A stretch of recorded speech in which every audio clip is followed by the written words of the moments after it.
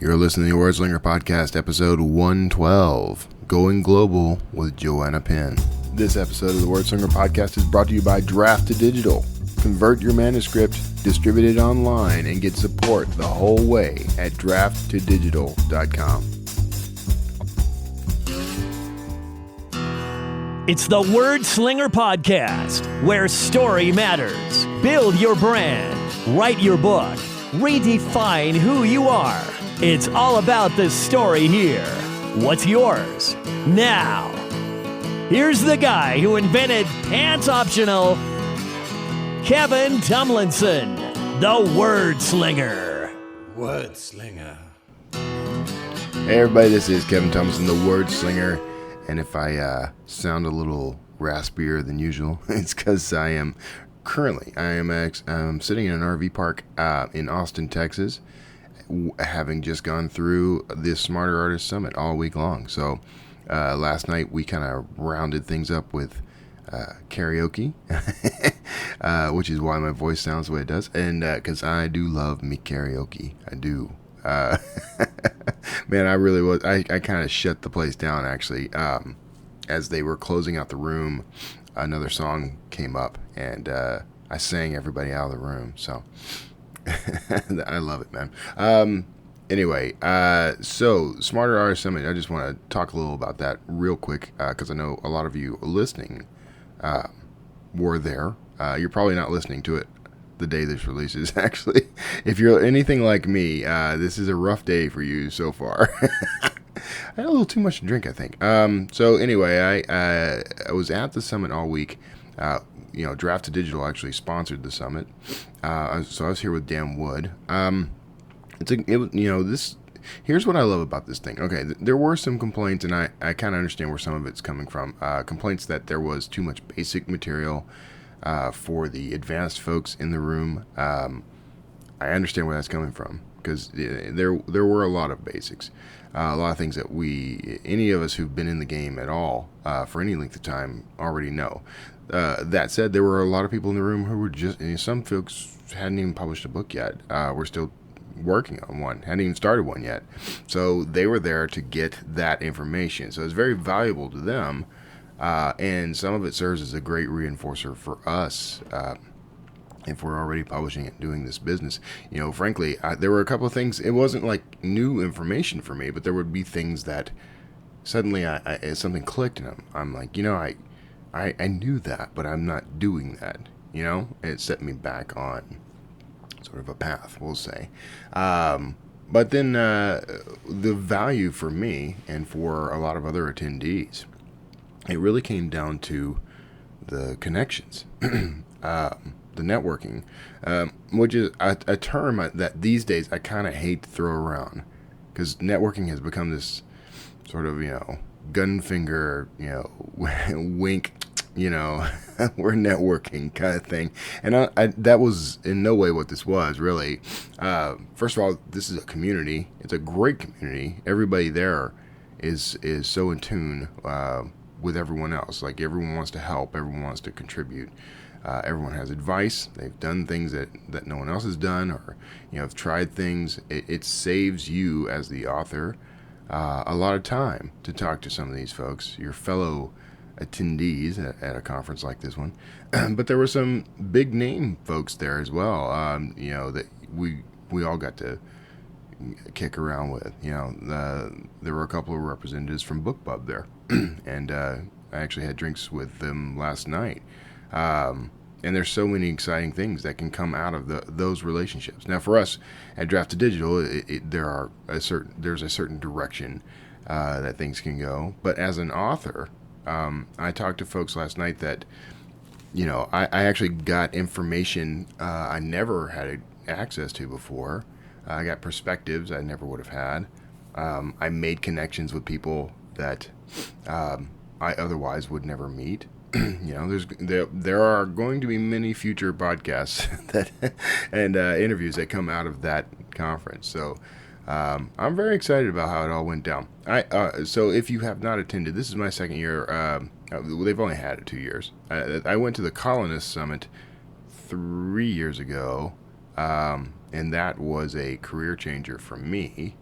attending the summit last year, their very first Smarter Artist Summit, was empowering. And this year, the takeaway from me, something I'm going to do, I realized while I was sitting there that actually I have an author business plan strategy that I developed in 2013, and I'm still operating off that same strategy. And 2013, Kevin didn't know much. I mean, he knew plenty, but he didn't know nearly as much about, the ways, we'll say. So, something that I don't do, that I need to start doing more of, is stepping back at least once a year, reevaluating the plan. First of all, have a plan, which my plans, I don't do very well with the whole planning part of my business, honestly.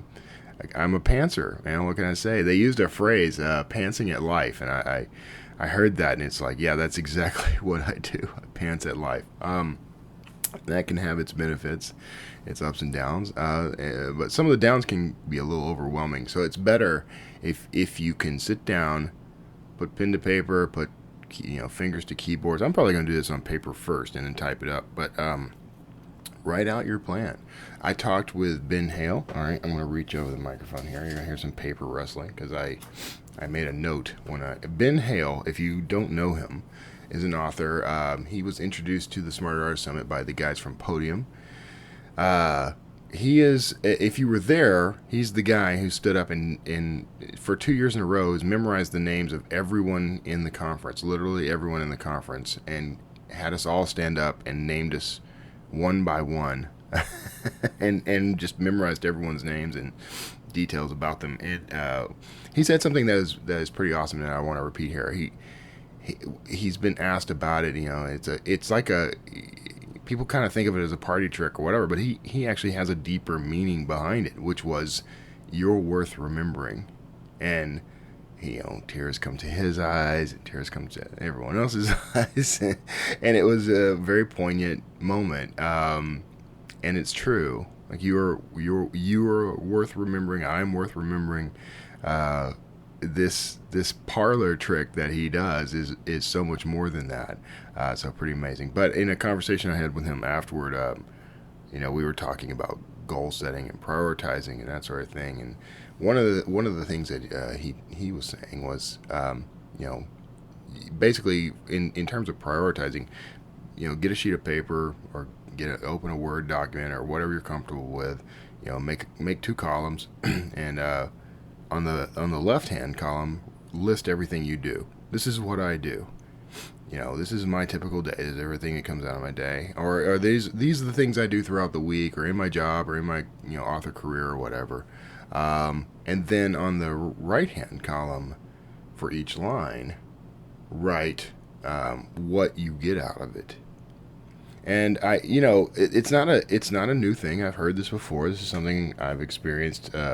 I've had people tell me about before. I've read about in books, that sort of thing, for picking your priorities, and you can eliminate things that are not priority to you. If you're not getting much out of an activity, then maybe you consider, getting rid of that activity if you can. But the thing that is profound, and the reason I jotted it down so that I would remember to talk about it, is that, it's something that we don't often do. It came on the heels. This wasn't even a conversation about my author strategy stuff, which I today after I finish this podcast, I'm actually going to sit down and do that. But it connects with it perfectly because it's not just what are you doing in your daily life and how do you prioritize it, but it's also what is your plan for the future. What is it that you plan to do, and what will you get out of it? He actually he has a very analytical approach to a lot of things, including relationships. When he connects with people at these events, he sits and does a list of all the things that happened, all the people he met. Everyone gives you a business card, right? So he sits and he makes his business card list or whatever. He lists out the name, and he assigns a value to what he learned from that person, or what resource he got from that person. Not the person. The person's value is immeasurable, but the value of the connection, or the value of what they taught him, If he learned something in the conference, he writes that idea down. And what's the value? He puts a dollar value on that, and that's sort of the potential value of attending. So that even if you spent money out of your own pocket, you go to a conference that you're focused on selling books, and you don't sell more than maybe 2 books, but you paid $500 to attend that conference, and then the tendency is to look at it and say, I'm kind of upside down. But then if you look at the people you encountered, the connections you made, what you learned from it, the other authors you encounter, the other people in the publishing industry and that sort of thing, and you start assigning value to those relationships and those connections, and suddenly the money that you spent is an investment that can pay off in bigger ways later. So anyway, that's part of what's on my mind now after this conference. And on the heels of this conference, I'm going to kind of take a day and reflect quietly. And rather than, I'm here in Austin till tomorrow morning, and everyone who is still here is probably going to gather for barbecue and other things throughout the day. I may or may not participate. I may be a little antisocial today and just kind of retreat into my mobile cave here and spend some time actually re-strategizing. And part of that re-strategization, this is what we call a segue, people. Part of that forget it. Part of that strategy is considering how I want to approach distribution on a global scale. How do I want to approach my career from a global perspective? And I can't really think of anybody better to talk about that at all than today's guest. And I want to apologize, by the way, we're 12 minutes in, and I'm just now getting to Joanna's interview. But I hope you got some value out of the front end of this, and I'll keep the back end short. So anyway, at 12 minutes, let's go ahead and drop in on my conversation with Joanna Penn, and all about going global. See you on the other side. Hello, and today we're going to chat with Joanna Penn. Now, you have probably heard that name. I know I had heard it quite a bit before I really dug deep into self-publishing, but we're going to have a chat with Joanna today, and I'm really happy about it. Among other things, one of the things I want us to talk about is her strategy for going wide and globalization and embracing new markets. But she's also got some news to share about projects she's working on. So we're going to leap right into that. And Joanna, thanks so much for being on. No worries. Thanks for having me, Kevin. So you're no stranger to this idea of going wide. You're a proponent of that. Where does the whole thing start for you? Like, what advice do you give people when they ask you about it? Well, first of all, this is definitely a personal decision, and there are so many right. There are so many variables around the idea of going wide, and obviously things change all the time. So, that's straight up what people should think about is, advice changes over time. But for me, sort of going back to 2011, some people will remember the global financial crisis. Mm-hmm. And I, like many people, was laid off in that time. I was working as an IT consultant back then. My boss came through. I was on a floor with about 400 other people, and he came in with a stack of A4 pages and basically handed them out, and most people were laid off that day. Ooh. And we were given a couple of weeks worth of income, but I was a contractor, so there was there's no stability in any job, let's just face it. So, and what I realized that day, and this is why going wide is quite a personal issue for me, is I realized that day that I could not allow one company to control my income entirely. So I basically made a sort of fundamental shift at that point to never allow one company to have that much power over my life again. Because essentially then I was, like many people, I was like, oh, well, what do I do now? I've got all my bills and everything comes from one stream of income. And that has made a fundamental difference to my life, because I don't just have multiple book streams of income. I have, probably over 100 streams of income now, not just from books, but from various websites. Some of them are like $5 a month, right. But some of them are thousands. And so this is what's important. So for me, and of course, many people who are listening do have a day job. So, and maybe writing for them is, $100 a month or $50 a month or whatever. So their main income is not Amazon. But when people talk about going wide, the assumption there is the opposite, is going exclusive to Amazon, which is usually what people are talking about. So first of all, that was the first big thing, sort of fundamental. I will not let one company control my life. The second thing that happened was, you probably remember this, some listeners might, a couple of years ago now, Hachette had a quite public battle with Amazon over contract negotiations. And they basically removed, I think, don't quote me on this, and this is just my remembering, they either removed the buy buttons or they made it so that people ordering books, they had a much longer lead time. So they basically had control over that. And some of the articles at the time said that in traditional publishing, about 80% of traditional publishing's book sales come through Amazon. And again, I looked at that and went, okay, well, that's similar to me. At that point, that was quite similar. 80% of my income was coming through KDP for Kindle. And I just went, do you know what? There is a reason Hachette and there were some other publishers at the time are over a barrel. And again, it's about giving up your power. So this is definitely a decision for people who are at a more mature stage in their author journey. So for new writers who have fewer than 3 books, and or who are not full-time writers. And let's face it, if you have fewer than 3 books, there's no way you're going to be a full-time writer. So if you have more than 3 books in a series, or if you're starting to make more money as an indie author, that's when I recommend people look at going wide. So, of course, the things I've just described are when you're at a point of not wanting all this money to come in just from Amazon. So I know that's a bit of a long-winded answer, but I wanted people to kind of understand the longer game over going wide. It's not just how do I make my rent this month?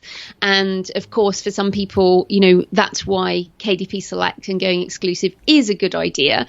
But if you think 3 years time, 5 years time, 10 years time, do you want all of your income, if your aim is to be a full-time author, to come from one company? And what if that company does change the rules? So I know I'm still answering your question, but I still have more valid points. No, we're good. Yeah, I'm sipping coffee, I'm eating some jelly beans. I'm good. You go. Well, the other thing is the changing the rules. Now, obviously, and I love Amazon. I just want everyone to know that. And I do make 50% of my book sales income does come from Amazon KDP. I also sell on CreateSpace and Audible. And I don't want to give that up for anything. So I'm certainly not Amazon bashing at all. But they do change the rules. So we've seen with Audible. So the lucky Americans who got in with ACX first got a very good royalty, which they rapidly changed when they expanded to the UK, and they changed the royalty rate, dropped it significantly for ACX authors. The second thing they've changed quite recently is the Amazon Associates, that's affiliate payments. The percentage dropped several percentage points. So these are, and also obviously KDP Select itself, we've seen what happens with the payments. The payments change every month. The payment per page, it didn't even used to be per page. It used to be per borrow. And then, the algorithms change. We have to agree that Amazon changes things all the time. And again, it's a kind of, okay, so part of the reason we are indies is to be independent. And if you're dependent on a company, are you truly indie? And secondly, how can you be in control of your future if you only have that one stream of income? So these are a ton of reasons why I think people should consider going wide, but only if they have more than 3 books, preferably in a series, because the other vendors right now, it is hard to get traction unless you have a number of books. So there's my my initial point of view. What do you think? Anything to come back on that? No, I think that wraps us up, everybody. We'll actually, what I picked up on there is you're talking about a strategy, essentially, of and something that I recommend to people all the time. So it's very familiar to me. So the idea of get out there, you can get into KDP Select for your initial 3 books, and leverage that time to write more books, and then move in. That's when you go wide. That's what I'm picking up from you. Is that about what you're saying?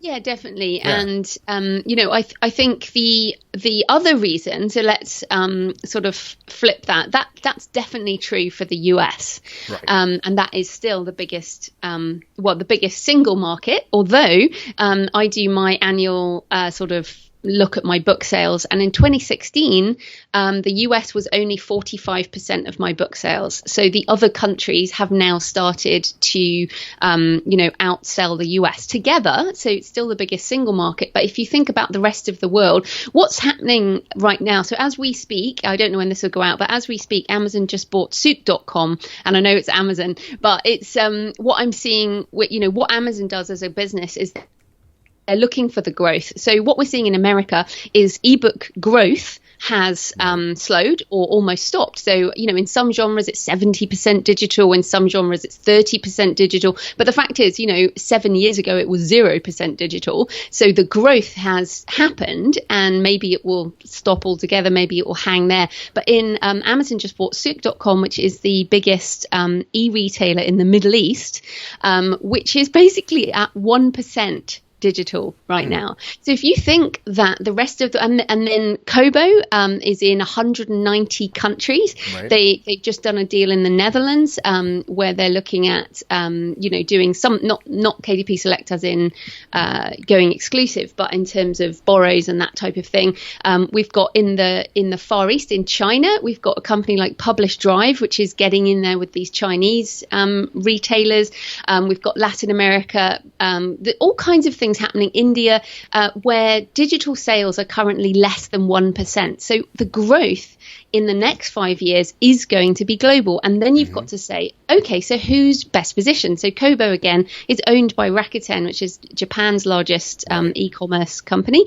So if you think that the sales right now in America are still the most mature, but the growth in the next 5 to 10 years is global, how are you going to be best positioned for global? Right. And then you're looking at, okay, well, I want to be on the other retailers that are in the countries where Amazon is not dominant. Right. So even in someone like Germany, Amazon has 50% of that ebook market, give or take, but the Tolino has most of the other 50%, and you can get on Tolino through Draft to Digital, right? That's true. Yeah.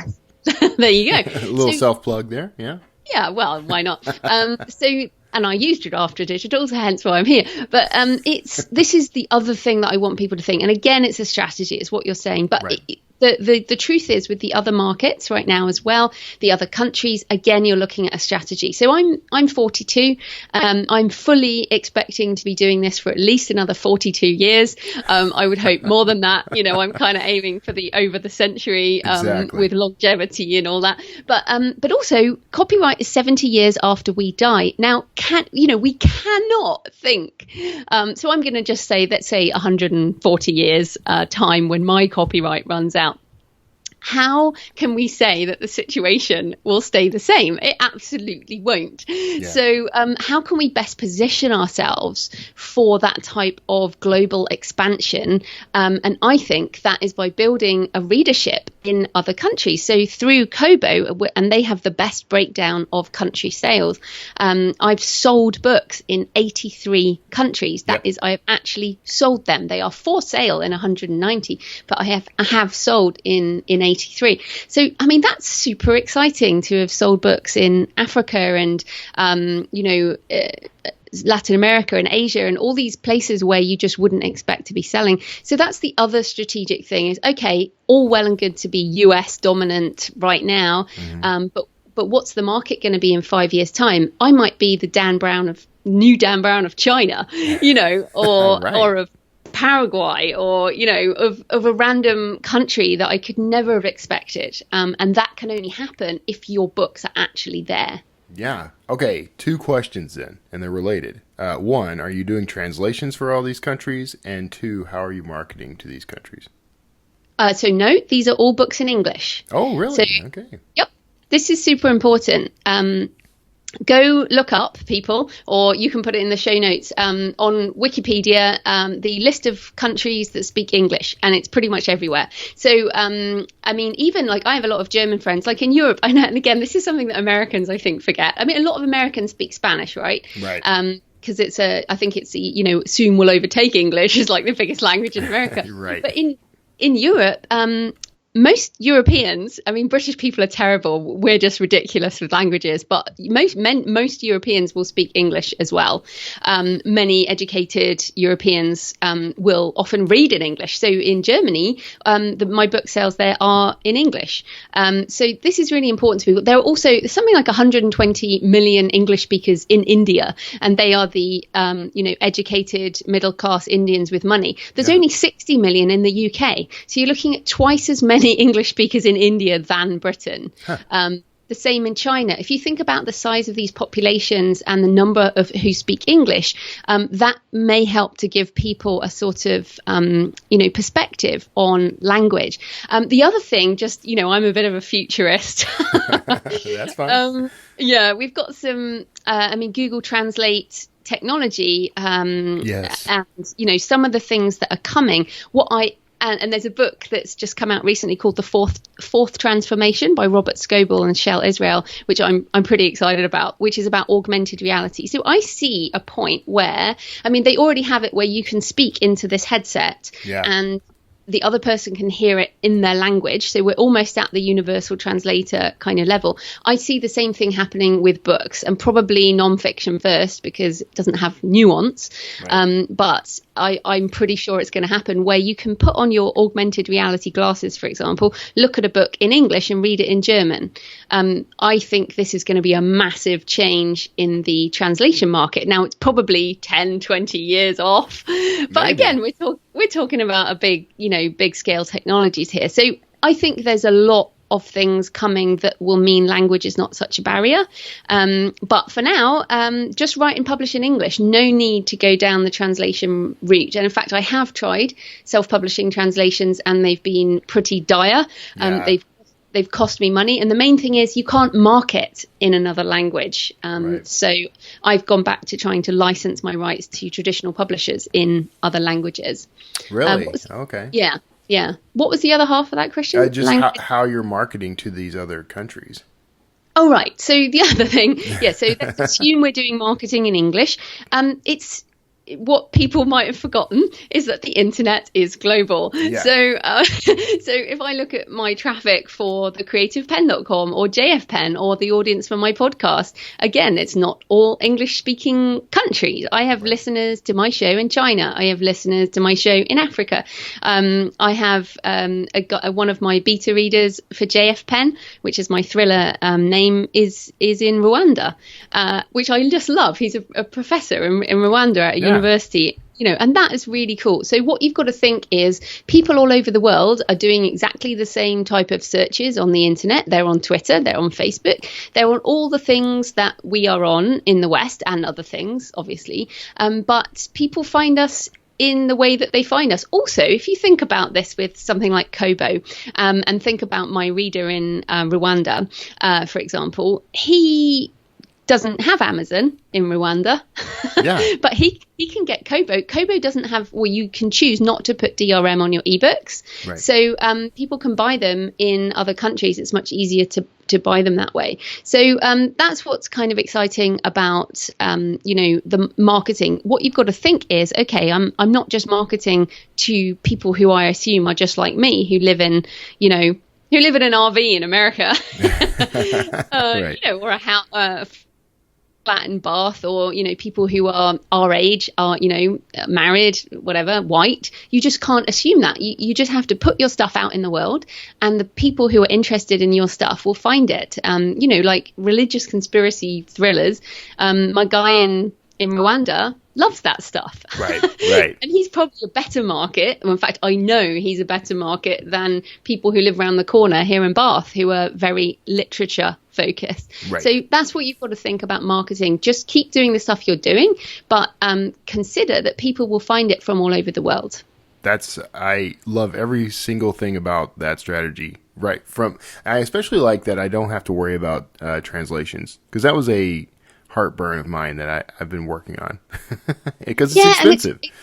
Yeah, but it's so funny. I mean, obviously I'm British, but I do hear this only from Americans. This assumption that selling abroad must mean translations, and I don't really understand why that is. But it's definitely something that seems to be an issue. Yeah. But it'd be great if if we could blow the horn on English speakers globally. Let's do it. Let's do it. This is our chance. Exactly. We're going to let everyone know you don't have to bother. And I agree with you. And I think that technology that you mentioned, by the way, is much closer. I mean, I know that Google acquired, and I can't remember the name of the company, but they acquired that company that does that visual translation of like signs and that sort of thing. I mean, and that's right there in the same territory.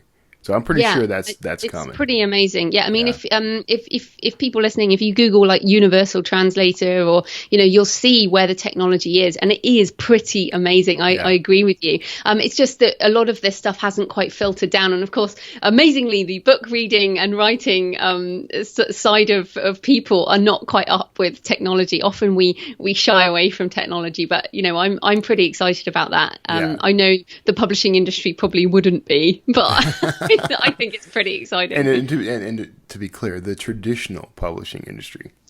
Yeah. Well, I don't know. I mean, it's interesting how many people are, worried about that. The other thing I think is interesting, and again, Amazon is at the forefront of things. And the other thing that's just happened this last week is Amazon Cash. And this is a big deal because digital sales are the reason America was first in digital sales is that America was first with online credit cards and debit cards. Mm-hmm. So and then, of course, we have them in Britain and Canada and Australia and New Zealand and things. But many people in India, the Middle East, Africa, Latin America don't have a credit card or a debit card. They may not even have what is, in quotation marks, a proper address. They might not have a bank account. So Amazon Cash, to me, will open up this sort of idea of online sales in other countries, and I hope the other retailers will follow suit. Which is that someone who wants to buy stuff online can go top up like their account with cash, right. And then will be able to buy online with the cash that they've paid into like their online account. Yeah. I'm also excited about micropayments in India. So this is, in India, you'll see people in rural India who have, not much at all. They still have a cell phone. So cell phones, and, there's a $5 smartphone in India now. So you don't need just a standard basic Nokia or whatever. But what you can do also with these micropayments is pay through your telecom provider. So there's micro reading, micro payments starting to happen in these other cultures. So for me, that is a sign that developing country, or what we call developing countries, will be moving on to digital sales, just using different payment mechanisms. Yeah, that technology, and it's funny, and I think you were the one actually I stole this from, because I talk about it all the time. Steal away. Because you mentioned, and I think this may have been at Smarter Artist Summit or one of the other things you appeared at, but you mentioned that, in India and I think Africa and a few developing areas, they skipped the computer revolution basically, and they jumped right into mobile technology. And now with micropayments, and you've also got this sort of micro entrepreneur kind of thing going on. I mean, there are ways now for people to receive funds that they never actually hold in their hands. It's all virtual. And that opens up all kinds of opportunities for them to be able to buy books. People can run like Kickstarter type campaigns where you can provide funds for an entire community to buy a digital library, that sort of thing. I think we're going to see more and more about that sort of thing in the future, very near future. Oh, yeah, definitely, because people will always buy stuff. The question is, how do we do the different currency? So right now, I might be making about £2 or, $5, or it's probably about $2 right now with the exchange rate. It's about $2.50 with my Indian sales. Yeah. But think about the potential in India. It's huge. So, and it's only just started. Right. So this is what I want. I think people people really struggle with this type of long-term thinking. Yeah. I've really noticed this amongst the author community. People are like, oh, yeah, I've got like a book bubble. I'm going to sell all these books today. And are not thinking, okay, well, how is this going to impact your business in a year's time, 5 years' time, 10 years' time? How are these societal changes? Like, we're starting to see now a lot of the discussion on how robots, in America, it's not immigrants stealing your jobs, it's robots stealing your jobs. And the same in Britain.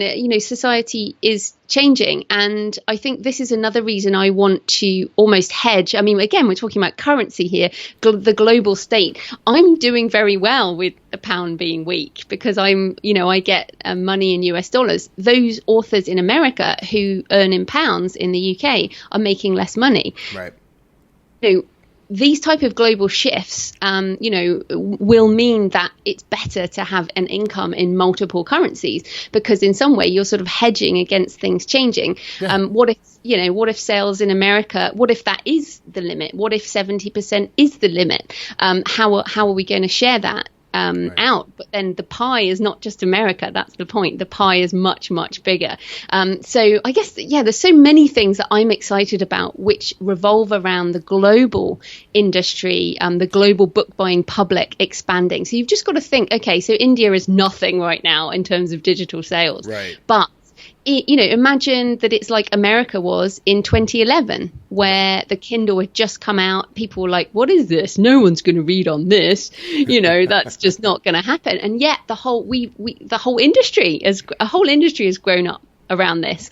So that's what I want people to think. What if 70% of Indian book sales were digital? What if 70% of China was right. Chinese book sales were digital? How can I have a piece of that, basically? Yeah, and now you're back to multiple streams of income, or at least in the basics of that. With all these different emerging markets coming online, you may not see a ton of money coming in from each one right away, but I do like the fact that there's going to be this trickle that could grow at any time.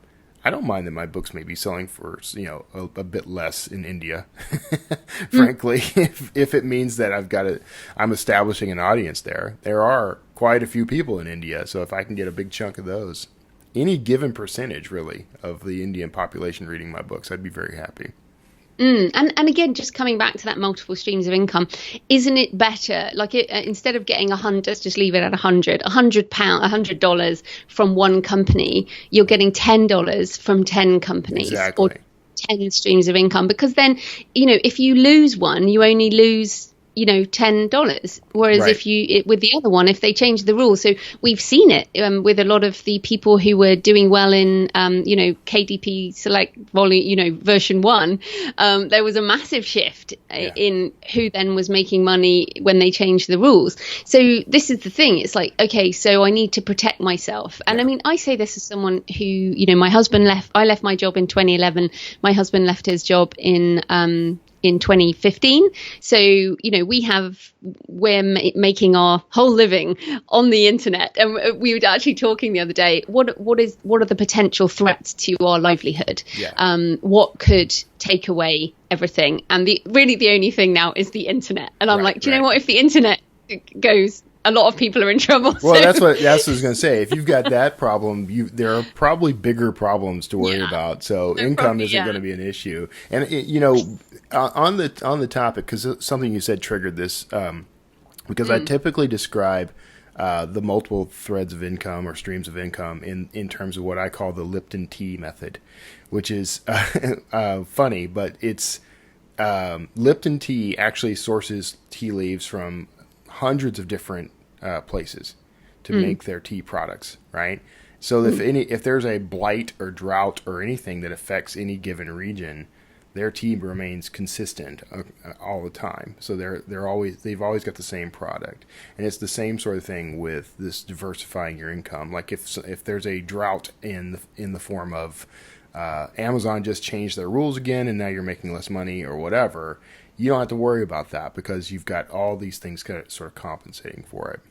And in fact, let's make it more specific to people as well. Remember the year of the Trump election, which is still quite close. So 2016 in America, there was a huge downturn in book sales around, over the summer of 2016 and into September. People thought it would recover, but it didn't. And the reason why is people were watching the TV all the time, and they were like, instead of reading, they were like, oh my goodness, what's happening? So even a political event like that can change the volume of people's books. So it doesn't even need to be Amazon changing the rules.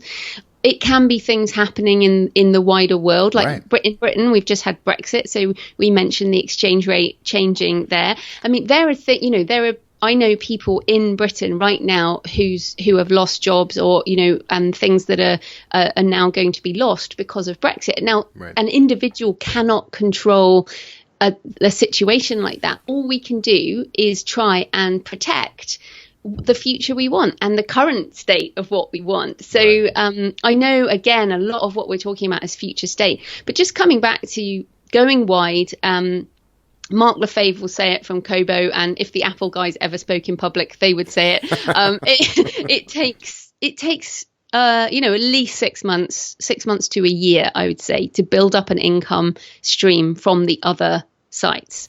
So, for example, I do my Nook sales through Draft to Digital, and I did that because Nook Press is such a pain. Now, maybe Nook will have gone by the time this goes out, who knows? But what you've got to think is, okay, so how, if I give myself a year, let's say, to grow my audience at Kobo, at iBooks, at Nook, at some of these other retailers, like I'm about to publish with Publish Drive, specifically to get into the Chinese market, even if I'm making £2 a year, I want my books to be in the Chinese market just in case. So there are things that I'm doing that are a bigger picture for a while away, and then I'm just assuming that things will come up where I'll be like, oh hey, Dan Brown does have a book coming out this year, 2017 as we record this. He doesn't write very often but he has a book coming out, and he was massive in China. So again, something that I'm looking at going, all right, how can I position myself just in case? And this is not I must get a book bub to sell more books. It's a just in case, putting some effort in for the longer term. So, yeah. That's brilliant. And I think that's exactly the right way to approach it. And I feel like I need to rush right now and go to Publish Drive and get into the Chinese market. There are other options. I was at London Book Fair a few weeks ago, and I had a meeting with Publish Drive, and I specifically asked them about China, because at the moment are Amazon in China at all? I think they're really struggling. And this is the thing, because Amazon is this big American company, there are some places that are much more open to Kobo or other local sellers. And what's interesting about Publish Drive is they're out of Hungary. So there's absolutely, in Budapest, and there's absolutely no issue with the Chinese dealing with people in Hungary. So stuff like this is so interesting when you think about it globally.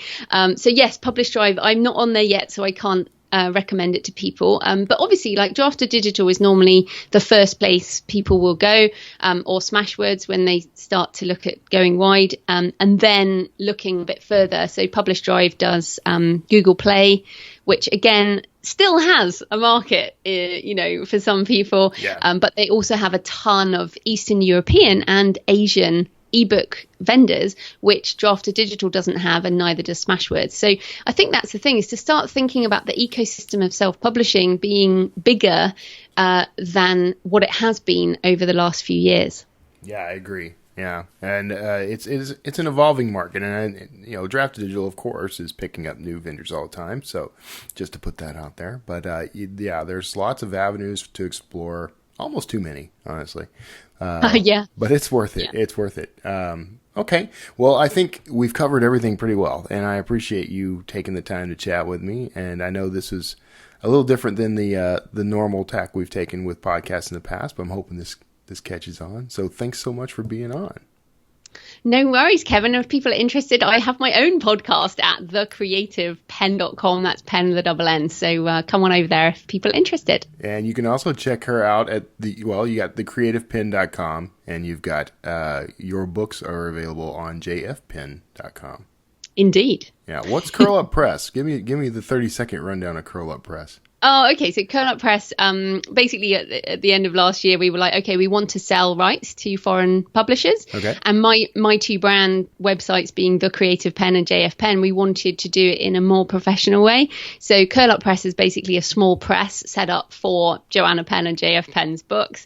And we are licensing foreign rights out of Curl Up Press. And we're also now working on Ingram Spark to do print books. So again, another way of going wide. I used to just do Create Space, but now I use Ingram Spark and have a much further reach with print books, which surprisingly people are still buying a lot of print books. I bet. I don't even think about them anymore, but yeah, you're right. I need to, yeah, well, I need to start paying attention. This is the thing. Yeah, when you start thinking about multiple streams of income, print is actually a significant stream of income for many people, especially non-fiction authors. I sell a lot of books in print for non-fiction. So using Ingram Spark, it's a lot cheaper for me, the author, but also a lot more booksellers, libraries and retailers can get the print books that they will not order from CreateSpace. But I think print sales are probably a whole nother discussion. Yeah, we'll have you back. You can come back. We'll talk about print. That would be a good conversation. All right. Well, thanks for having me, Kevin. Thank you. And everyone, you can find all this information and more in the show notes. Thank you for tuning in, and we'll see you next time. Well, that was Joanna Penn, and I hope you enjoyed that interview. I know I did. One of the great things about this show, I hear the interview live. While I'm talking to the guest, though, I don't really get to I don't get to absorb all of it. So while I'm editing the episodes or whatever, I listen to all the episodes. So while I'm editing the episode, I'll listen through it, and I pick up things that I didn't notice the first time, or in some cases things I misinterpreted from the guest the first time. So it's good for me to listen to these too. Anyway, this whole concept of going global, it is a strategy that most authors don't think about. Most of us, when we get started, we think about the money. We think about, what can I do to maximize how much I'm earning? What can I do to bring in enough readers to become raving fans so that I have a steady income, because we got bills to pay and we have mouths to feed, and that sort of thing it's vital. That's what the whole thing is about, right? There's our art, which we love. We love the work we produce, and then there is the more practical side. We got to make the art kind of pay our bills. If you read the book Big Magic by Elizabeth Gilbert, she actually talks about that concept of making art pay your bills. And I kind of like the direction she took with it, because sometimes you just do the art because you're driven to do the art, and you might have to have a day job. Sometimes your art can't afford to pay your bills, and so you have to support it, and that's perfectly fine too. But I know that all of us, our dream is that we sell enough books that they provide a lifestyle. In the case of like Hugh Howey, it's a catamaran nude on the deck, hanging out with people in foreign locales, that kind of lifestyle. But for some of us, it would just be, for a great many people I met this week, it's just making enough money that you are free to live your life however you choose. You're free to live where you want. You're free to buy the things you want, but also just know that you're secure without having to report into anybody. And that independence is something Joanna talked about in this interview, and it's vital. It's exactly what most authors are out looking for. And globalization and going wide, the ideas here, and I'm sorry, I keep clearing my throat. I'm having a throat. You can hear the throat thing. The entire concept behind going wide and going global is it works perfectly with the concept of how do I attract enough readers, to support me and my family through my work. How do I attract the customer? What it does is increase your odds. You can think of it that way, and it makes the whole thing feel much easier to accept. You are you don't want to try to aim for everyone as your customer. That's not the goal here. It's not about I want everyone on the planet to read my book. It's not about everyone in the U.S. reading my book. It's not about that. You have an ideal reader, right? Or you should. You should know who you're writing to. And that person represents a group. Because as much as we are all individuals and unique, we are also very similar to other people in the things that we enjoy and the things that we like to experience. And so for everything that you do and enjoy and like to experience, there are at least 1,000 other people out there who are going to feel the same way, at least. So, and in fact, I'd say it's probably the odds are it's much higher. So what you're doing by going wide and going global is you're reaching out to that ideal audience in more places. So it's not necessarily about, I want to hit big in Germany. I want Germans to read my book. It's about I want the people who are like my ideal reader, who live in Germany, who live in Sweden, who live in India. I want those people to find my book. And it's a nuanced distinction, okay? So I can understand, and maybe some of you are rolling your eyes like this is too basic. I do understand that. But the idea here is expanding your reach. Giving yourself more opportunity is really what it's about. So I hope you did enjoy this interview with Joanna Penn. Real quick housekeeping right here at the end. We'll wrap up. But if you would like to support the show, you can do that. I really do appreciate it. There are a couple of ways. If you want to do it financially, you can go to wordslingerpodcast.com. You can click on the Patreon logo on that page. And you can actually make a donation. Basically, you can contribute, $1 a month or any amount you like. If you want to throw $50 in there, man, I God bless you. I'm right there with you. I appreciate you. But any money that comes my way through Patreon, all of it goes back into the show. It helps pay hosting fees. It helps pay. I don't outsource my production. I probably should, but I could if I start pulling in enough. Maybe I'll do that. But it helps me with overhead for the show, but and overhead for other aspects that kind of relate to the show.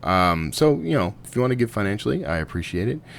You're under no obligation, but you can do that at wordslingerpodcast.com. Just click on Patreon. If you're on the show notes for the show, there's a Patreon link at the bottom of the show notes. So I appreciate that. Other ways you can support the show, and these are free of charge. If you go on iTunes and Stitcher and Google Play and wherever you found this podcast, and you click through and find the show, you can review the show. Rate and review the show. This is especially helpful on iTunes. If you're rating and reviewing the show, it helps me to be found easier by people who appreciate this content. So that is much appreciated. A new way that I hadn't really thought about much until this conference, I ran into, and by the way, everyone who came up to me from the conference and said hello and said they listened to the show and they love the show, I love you, and I wish I could have talked to you more. I tried to have real meaningful conversations with everyone. I bumped into somebody in the men's room when I was in a real hurry and did not get a chance to talk to him until after, but I did try to talk to everybody, and thank you. And I'm so grateful for what you bring. I mean, this show is in part created by you, the people who talk to me, when they bump into me on the street and at conferences and that sort of thing. They tell me what they like. They tell me what they appreciated. They tell me what moved them about it, and because of that, it shapes what I do. So but that is a way to support the show, but that's not where I was going with this. You can actually connect with me online in multiple places. I am on Twitter at Kevin Tomlinson. I am on Facebook. If you just search Kevin Tomlinson on Facebook, there's me and there's one poor other guy who is never going to have an internet presence for the rest of his life, and I'm deeply sorry for that. So, at least nothing that's ever going to pop up in the first 20 pages of Google. So if you'll go on there, you look for me on my personal page. I'm wearing a bow tie in that shot right now. You can friend me if you like. Follow me if you want. That's fine by me. You can also find my author page. I should be giving you the URLs, but frankly, I think I got it wrong the last time I mentioned it. So if you just search Kevin Tumlinson, you should be able to find it. Find either one. And if you can't, ping me and I'll send you that way. So yeah, follow me there. Reach out to me. Tell me anything you like. If there's feedback you have about the show, questions for a guest, questions for me, you can do it that way. You can also do that if you go to wordslingerpodcast.com. You can click on the contact button and send me a note, which I do appreciate. There's also a little button floating on the right-hand side that says send voicemail. You can leave me a voicemail from the page. But one of the coolest is, I actually do have an actual phone number. And funny enough, people don't really use it often. I've gotten some voicemail, but for the most part, it sits there. Maybe it's not working. If you've tried leaving me a voicemail and you can't, please let me know in an email. Because I discovered that there are certain conditions under which no voicemail can be left. So if you've tried and failed, just let me know and I'll work on something. I have the number. Maybe I can forward it to a different service or something. But you can call me at 281-809-WORD. That's 281-809-9673. Leave me a voicemail if it lets you, and ask me a question.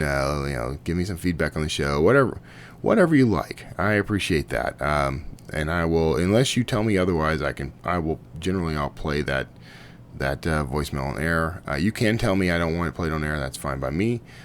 Same with emails and reviews. I read that stuff on air just because, I'm grateful. So, and of course, the ultimate way to support me, if you do want to support me, is to go check out my work. And you can find that, the easiest way to find this, by the way, is you just go on wordslingerpodcast.com, which also happens to link to kevintumlinson.com, and click on the books tab in the menu bar. And you'll see every book that I have published to date. And there's I need to update that page because I got one coming out. 1 week from the release date of this episode, I'm releasing the third and final volume of Sawyer Jackson in the White Room. So if you've been a reader of that trilogy, if you've read the first two books, or if you want to pick them up for the first time, this is a good time to do it. You get the pre-order up to May 5th, and it releases on May 5th. So I appreciate that. But over this conference, I discovered that quite a few people read and loved my book Evergreen, which is very gratifying because that's one of my favorites. That's I've it's kind of gotten a stepchild treatment, unfortunately, for the past couple of years as I dove into writing Dan Kotler thrillers. But a sequel has been requested, and I will confess I had started a sequel and had to shift gears as I moved into the writing thrillers. And technically that one's a thriller. I consider it a thriller. It's sort of a supernatural thriller. So I will get back to that. I promise you I will write that book. I should have probably already written it. That's not a series. That was a standalone. So I didn't prioritize writing a sequel to it, but I think enough people have approached me at this point, and I haven't had a ton of sales on that book, but the people who've read it have truly loved it. So maybe you'll like it. Go check it out. The book is called Evergreen. You can find it on my website. And I use universal book links, by the way. So you can, if you click on the link to buy that book, you can buy it anywhere you prefer online. So go check it out. Anyway, that's it for me. I appreciate you hanging out, talking to me, or listening to me anyway. You may be talking to me. Do you do that thing where, if you disagree with somebody or whatever, you yell at your device? Yell at your phone or whatever. That's fine. I hear you. But thank you so much for tuning in. I hope you enjoyed the interview with Joanna Penn. If you did, let me know. I'll be happy to pass on any comments or praise. And be sure to tune in again next week. And otherwise, God bless all of you. I hope you have a fantastic week ahead. And I will see you next time.